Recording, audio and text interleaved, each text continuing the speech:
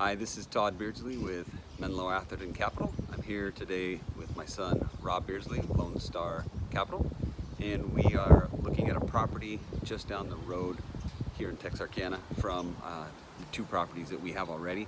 We're revitalizing 300 units, two properties side by side, and this one hit Rob's radar. Tell him a little bit about what brought this into your radar. Yeah, we were looking at comparable properties to the two we own here in this market, Texarkana, and I noticed that this property that we're on here showed an substantially above market vacancy rate, which definitely piqued my interest. And then I looked into the property, saw that the owner was self-managing with their company information being located in Phoenix, Arizona.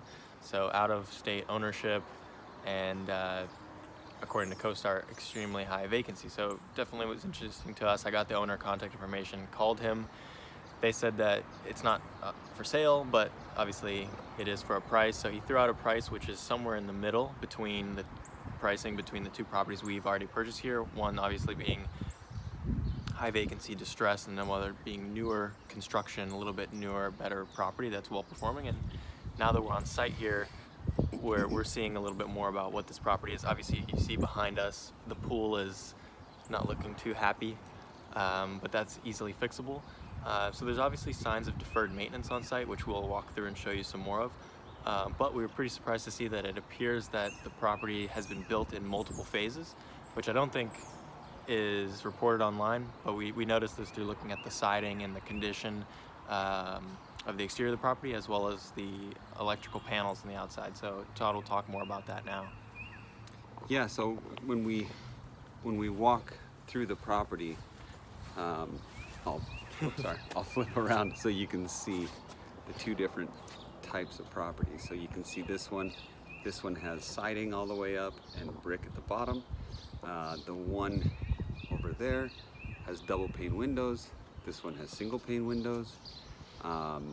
This one over here is in much worse condition than this one, and we don't know yet exactly, but it looks like more than half of the property is of the newer construction type, which would mean that it wouldn't have aluminum wiring anywhere. It would have the newer power panels, just a variety of things that would make this a more attractive purchase. So we can go a little bit over here, and we can see, we walked around and we took pictures in some of the panels, and you can see these are General Electric panels. Not much to see there, but yeah, not much to Electric. see.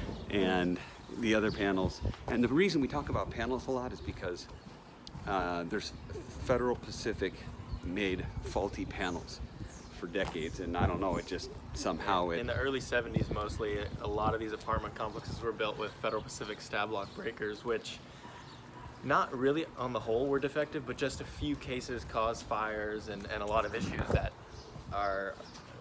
scare a lot of insurance companies. So if they're going to insure a property like this and it has Federal Pacific breakers, if you look there, you can see it says stab lock. So that's the thing that lenders are fearful of.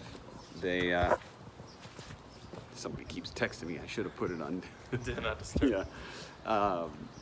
Yeah, insurance carriers, if they're going to be on the risk of the deal, they view those Federal Pacific breakers as an increased risk of fire, and either they simply will not insure, which greatly reduces your pool of options for insurance, which obviously makes the price go much higher, or you can remediate the stab lock breakers, which can be extremely expensive, especially if the stab locks are on the interiors as well, because then you could be handling exterior panels as well as interior load centers, which interior load centers could be up to 1,000 per unit, and the exteriors could be about 600 per unit. So you're talking about 1,500 per unit potentially, and when you're buying property at around 30, 40,000, 50,000 per unit, that's a very substantial deferred maintenance item to address. Yep, definitely. So I'm looking at the buildings here and the numbers, and I see, it looks like definitely more than half of them are this newer, nicer. You can see the siding is nicer here. It's in nicer condition, and it's, just all in all a much nicer look with the brick. I like the brick look there. And then these on the other hand.